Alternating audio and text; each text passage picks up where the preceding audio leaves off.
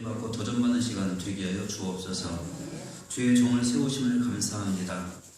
성령으로 붙들어 주시고 말씀으로 충만케 하시고 그 귀한 말씀을 증거하는 일에 도구로 써주시고 비차간에 함께 은혜 받고 도전받게 하여 주옵소서.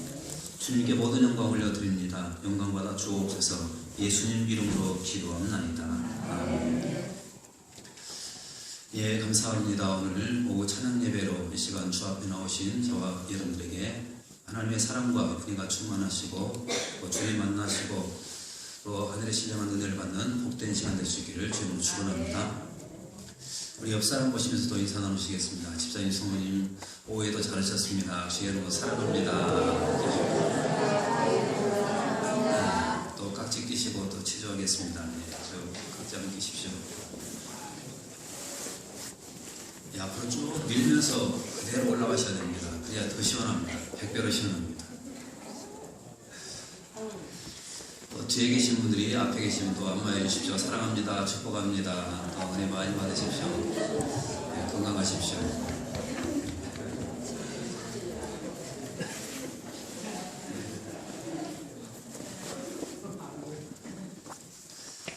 예, 감사합니다. 또 이 시간에도 졸지 마시고 조금 집중해서 말씀 듣고 함께 하나님께 영광 돌리겠습니다. 오후 시간은 그렇게 길지 않습니다. 예. 시작하는 시간은 정해져 있지만 끝나는 시간은 또 언제 끝날지 모르겠지만 그렇게 길지 않습니다. 그러니까 끝까지 꼭 승리할 수 있기를 바라겠습니다. 예, 제자의 삶 오늘 첫 번째 시간으로 서론 부분 함께 살펴보겠습니다.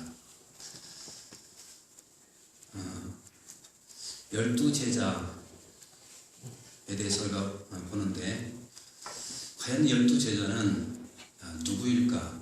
어떤 사람들일까? 하는 것입니다.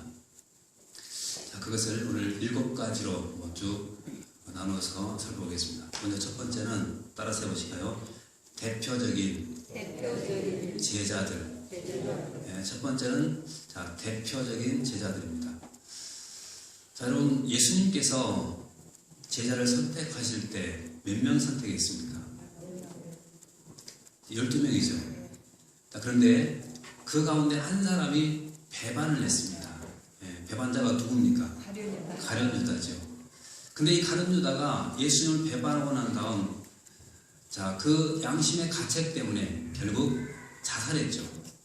자살했고 목매달아 죽었는데 그가 떨어져서 창자가 터져버리는 그런 비극적인 그런 모습으로 인생이 마감이 됐습니다. 자, 그러면 가룟 유다가 죽으면 몇 명 남았습니까? 11명. 네, 11명 남았죠. 자, 그러면 여기서 한번 생각해 봅니다. 자, 예수님께서 처음 제자를 뽑을 때 12명을 뽑았는데 가룟 유다가 죽고 11명이 남았습니다. 그러면 11명의 체제로 얼마든지 사역을 감당할 수가 있죠. 여러분, 한 명 빠졌다고 해서 중단될 수는 없는 것이죠. 그런데도 불구하고 우리가 성경을 읽어보시면 그 가룟 유다가 빠진 그 자리에 제비를 뽑아서 한 사람을 가입시켰는데 그가 누구냐면 마띠아죠. 마띠아. 자, 그렇게 해서 다시 몇 명을 채운 겁니까? 12명을 채웠죠. 12명. 자, 그러면 도대체 이 10이라는 숫자가 어떤 의미가 있길래 왜 자꾸 이 10이라는 숫자를 채우려고 그럴까 하는 것입니다. 자, 어떤 의미가 있을까요? 네. 이것은 대표수입니다. 대표수. 자, 다시 보십시오.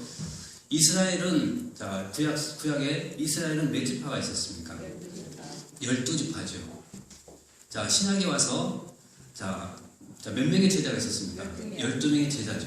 자, 그런데, 구약 성경에서 이스라엘 12지파는 곧 무엇을 말하냐면 하나님의 백성들을 말하죠. 하나님의 백성들. 자, 그래서, 구약의 12지파는 하나님의 백성들을 의미하는 그런 숫자입니다. 그러면 신약의 12사도는 그럼 뭘 또 의미한다고 할 수가 있을까요? 신약의 하나님의 백성들을 의미하는 그런 숫자라고 할 수가 있습니다. 의미하는 숫자. 그래서 우리가 요한계시록에 가서 보면 장로가 나오는데 24장로가 나와요. 자, 12 더하기 12를 12하면 몇 명이죠? 24죠. 자, 그러면 24라는 이 숫자는 어떤 숫자인가 하면 신약과 구약을 통틀어서 하나님의 백성들을 의미하는 숫자입니다.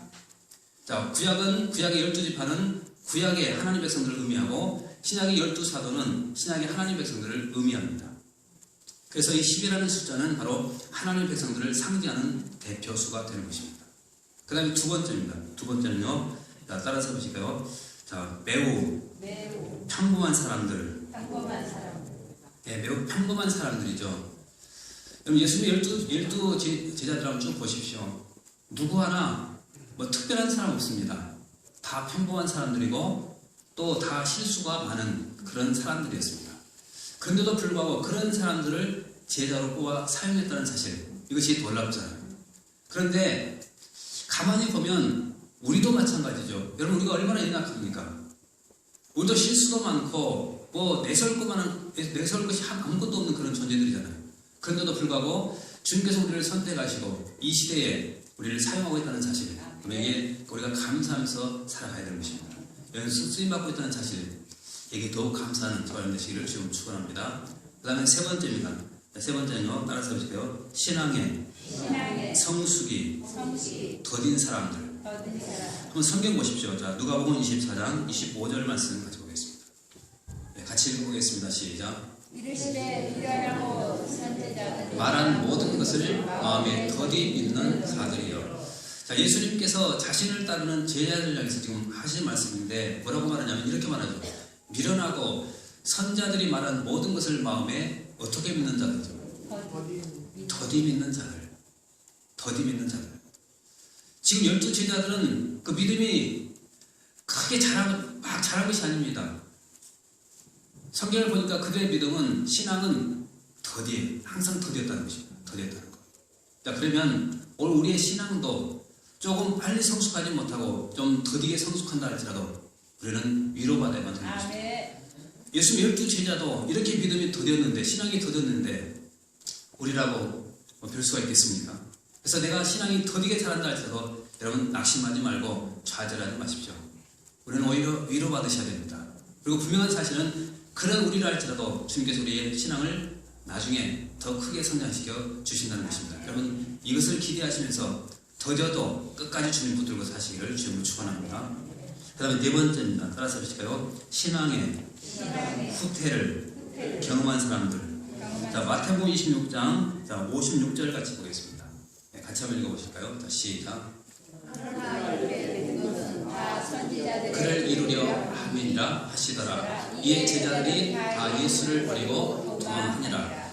자, 예수님께서 십자가에 못 박히시기 위해서 붙잡히실 때 제자들이 어떤 반응을 보였냐면 주님 놔두고 다 도망갔습니다. 자, 신앙의 후퇴를 지금 경험하고 있는 것이죠. 그런데 여러분, 우리는 이런 제자들을 욕해서는 안 됩니다. 왜냐하면 우리도 그럴 가능성이 너무나도 많기 때문입니다. 한번 생각해 보십시오. 만약에 공산당이 이곳에 들어와서 우리 모두에게 총구리를 겨누면서 자, 예배 드리지 말고 다 교회당 밖으로 나가라고 위협한다면 여러분, 과연 여기에 앉아있을 사람 누가 있겠습니까? 몇 명이나 될까요? 아마 그 총칼이 무서워서 대부분 다 나가지 않겠습니까? 그래서 우리는 이런 제자들의 믿음이 후퇴했다고 해서 우리들도 욕해서는 안 됩니다. 왜냐하면 우리에게도 그런 모습이 있기 때문입니다. 이런 연약한 모습들이. 그러나 분명한 사실은 여러분, 앞으로 우리가 가면 갈수록 우리 기독교는 더 힘들어지고 우리는 핍박을 받는 그런 시대가 오게 된다는 것입니다. 여러분, 그럴 때 우리는 어떻게 견뎌야 될까요? 제자들처럼 우리가 견디려면 비결은 딱 하나밖에 없습니다. 바로 성령 충만밖에 없는 것입니다. 여러분, 성령 충만하면 우리가 견딜 수 있지만 성령 충만하지 못하면 우리는 도망치고 맙니다. 그래서 성경은 우리에게 항상 뭘 강조하냐면 성령의 충만함을 받으라, 이것을 강조하고 있습니다. 다시 한번 옆사람 보시면서 고민해 주십시오. 집사님, 성님, 우리 성령 충만합시다. 그 다음에 다섯 번째입니다. 따라서 보실까요? 다양한 배경을 가진 사람들. 자, 예수님의 제자들 가운데서는 자, 다양한 배경을 가지고 있는 제자들이 있죠. 자, 먼저 우리 성경 한번 잠깐 보실까요? 자, 누가복음 6장 15절 말씀 같이 한번 보겠습니다. 누가복음 6장 15절입니다. 같이 한번 읽어보겠습니다. 시작. 셀롯이라는 시몬. 자, 여기 보시면 누가 나오냐면 셀롯이라는 시몬이 나오죠. 셀롯. 이 셀롯이라는 이것이 무슨 뜻인가면 독립운동가라는 뜻입니다. 독립운동가. 그래서 이 시몬은 다 독립운동가입니다. 그러니까 로마를 대항해서 싸우는 독립운동가. 그가 바로 시몬입니다. 자, 그런데 이렇게 독립운동가도 있을 뿐만 아니라 여러분 예수님의 제자들 가운데 또 누가 있습니까? 마태가 있죠. 마태는 누굽니까? 세리장이요. 이런 세리장은 로마의 빌붙어서 살아가는 사람들이죠. 근데 바로 이런 사람들이 어우러져서 여러분 제자가 되었다는 사실, 하나님 팀워크가 되었다는 사실이 여러분 놀랍지 않습니까? 자, 정치적인 기질이 분명히 다르죠. 한 사람은 로마에 빌붙어서 살아가는 사람이고 또 한 사람은 그런 로마를 대항해서 투쟁하는 독립운동가입니다. 여러분 이 두 사람이 만났다고 생각해 보십시오. 싸울 수밖에 없죠. 원수가 될 수밖에 없죠. 그런데 우리가 기록을 쭉 보면요, 이 두 사람이 싸웠다는 기록이 하나도 없습니다. 그럼 무엇이 이 두 사람을 하나가 되게 만들었을까요? 복음밖에 없죠. 복음이 하나 되게 만든 것입니다. 여러분 그래서 이 복음은 바로 능력이라는 거예요. 능력. 또 그뿐만이 아니죠. 여러분 직업의 종류도 다양합니다. 자, 예수님의 12제자들 직업을 한번 보십시오. 아까도 말씀드렸죠. 독립운동가도 있죠. 또 세리도 있죠. 그리고 어부도 있죠. 여러분 또 상임도 있죠. 다양한 사람도 있습니다. 근데 이런 모든 사람들이 다 함께 어우러져서 하나의 팀워크가 되었고 그리고 복음을 위해서 그들은 끝까지 충성을 다했던 것입니다. 그리고 또 예수님의 그 제자들 가운데서 여러분 출신지를 가만히 보시면 대부분 어디 출신들입니까? 갈릴리 지역이죠. 근데 신기한 것은요, 여러분 예루살렘 출신이 한 사람도 없다는 거예요. 이게 참 신기한 노릇 아니겠습니까? 만약 우리 같으면 어디에서 제자를 많이 뽑을까요? 서울이죠. 당연한 것 아니겠습니까? 서울 사람은 훨씬 더 똑똑하잖아요. 많이 배우고. 네. 누가 진상에서 뽑겠습니까? 근데 여러분 예수님께서는 바로 그런 낮고 천한 그곳에서 제자들을 뽑으시고 그들을 붙드시고 사용하신 것입니다. 그래서 그 시대의 세상을 뒤집어 엎는 이런 놀라운 역사를 일어났습니까 그 다음에 생각해 보십시오. 여러분 지금 우리가 살고 있는 것이 진상이죠. 여러분 이곳에서 우리를 제자로 뽑았다는 사실, 이것이 놀라운 일이잖아요. 그렇다면 주님께서 우리를 세우시고 뽑으셨다면 우리를 통해 사실 일들이 있지 않겠습니까? 여러분 그 일에 꼭 주인공 되십시오. 그래서 하나님께 크게 쓰임받고 또 상급받는 그런 종들이 다 되시기를 주님으로 축원합니다. 그 다음에 6번째입니다. 따라서 보실까요? 주님의 부르심을 받은 사람들. 네, 주님의 부르심을 받은 사람들입니다. 자, 지금 주님의 부르심을 받은 사람들인데 이 부르심에 대해서 어떤 신학자는 이것을 4단계로 정리를 했습니다. 자, 첫 번째 단계가 뭐냐면요. 따라서 보실까요? 회심의 단계. 이것은 어떤 단계인가 하면 구원받으라고 부르시는 단계입니다. 구원받으라고 부르시는 단계. 자, 그러면 이 제자들이 어떻게 복음을 듣게 되었는가? 자, 보시겠습니다. 자, 요한복음 1장 29절 말씀 같이 보겠습니다. 같이 읽겠습니다. 시작. 이튿날 요한이 예수께서 자기에게 나오심을 보고 이르되 보라 세상 죄를 지고 가는 하나님의 어린 양이로다. 자, 이 말씀이 또 한 번 더 반복되죠. 36절 한번 보십시오. 자, 시작. 예수께서 번지심을 보고 말하되 보라 하나님의 어린 양이로다. 자, 여러분 세례 요한이 예수님을 보면서 지금 이렇게 메시지를 선포하고 있죠. 보라 하나님의 어린 양이다. 자, 여러분 제자들이 바로 이 복음을 듣고 그들의 마음이 변하기 시작한 것입니다. 그래서 믿음은 자 어떻게 해서 생기는가 하면 복음을 들음으로 믿음이 생기는 것입니다. 이 복음을 들음으로 그들의 마음이 움직이기 시작한 거예요. 여러분 이것이 주님의 부르심입니다. 이것이 부르심. 그 다음에 두 번째 단계가 있는데요. 따라서 해보실까요? 사역의 단계. 자, 누가복음 5장 10절로 11절 말씀까지 보겠습니다.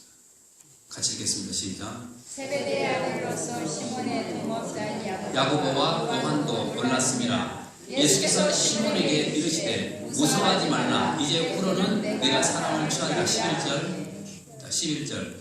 그들이 개들을 육지에 대고 모든 것을 버려두고 예수를 따르니라. 다시 한번 10절 말씀을 주목해 보십시오. 자, 주님께서 제자들을 부르셨죠. 자, 근데 뭐하라고 부르셨는가 하면 잠깐 주목해 보십시오. 세베대의 아들로서 시몬의 동업자인 야고보와 요한도 놀랐습니다. 예수께서 시몬에게 이르시되 무수하지 말라. 이제부로는 내가 사람을 취하리라. 여러분, 예수님께서 제자들을 부르신 목적이 뭡니까? 사람을 취하라. 다시 말하면 전에 우리가 읽었던 성경에는 어떻게 기록되어 있죠? 사람 낳는 어부가 되라. 사람 낳는 어부가 되라. 여러분, 이것 때문에 주님이 부르신 것입니다. 그래서 모든 제자들은 부르심의 목적이 있는데 그 목적이 뭐냐면 이것 때문입니다. 사람을 낳는 어부가 되라. 이것입니다. 그래서 우리가 주님의 부르심을 받은 사람들이라고 한다면 우리는 이 말씀 항상 기억하는 것입니다. 나는 다른 사람이 아니라 사람 낳는 어부다. 여러분, 세상은 물고기가 널려 있잖아요. 우리는 그들을 낚는 어부가 되어야 됩니다. 어부가.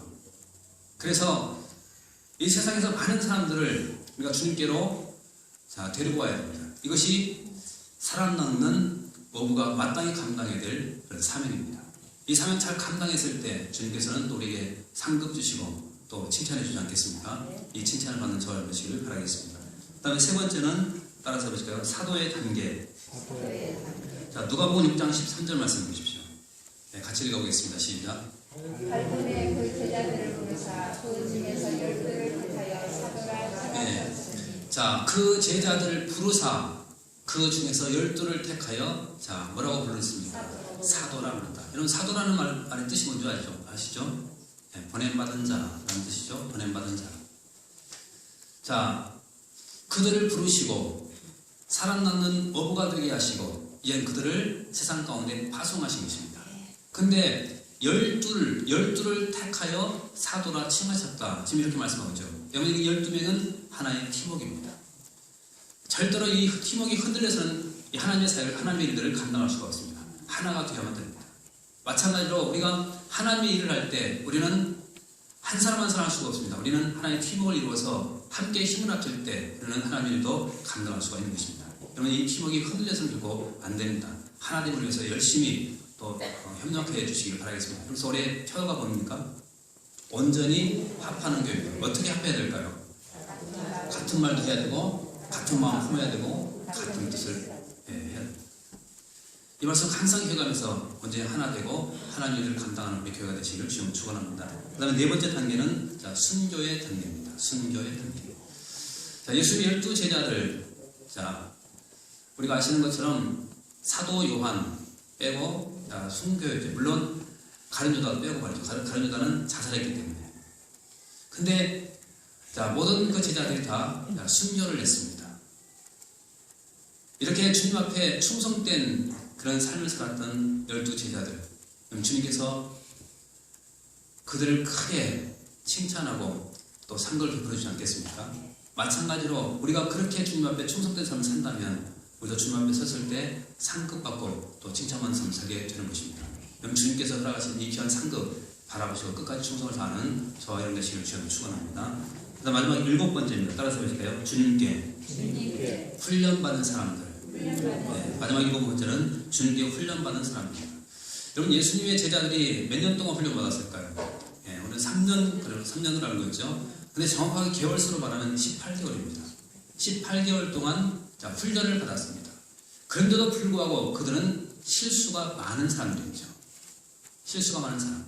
그러나 오순절 마가의 다락방에 임했던 성령, 그 성령으로 충만을 받고 난 다음 그들은 달라지기 시작했습니다. 자, 성령 받기 전에는 실수도 많고 허물도 많았지만 성령 받고 난 다음부터는 그는 달라지기 시작합니다. 자, 어떻게 달라졌는가 보십시오. 사도행전 17장 6절 말씀 가지고 보겠습니다. 같이 읽어보겠습니다. 시작. 발견하지 못하는 야손과 몇 형제들을 끌고 읍장들 앞에 가서 소리 질러 이르되 천하를 어지럽게 하던 이 사람들이 여기도 이름에. 자, 지금 어떤 별명이 주어졌냐면 천하를 어지럽게 하던 이 사람들. 여러분, 예수님의 제자들 안에서 지금 말하고 있는 것이죠. 다시 보십시오. 자, 발견하지 못하며 야손과 몇 형제들을 끌고 읍장들 앞에 가서 소리 질러 이르되 천하를 어지럽게 하는 이 사람들이 여기도 이름에.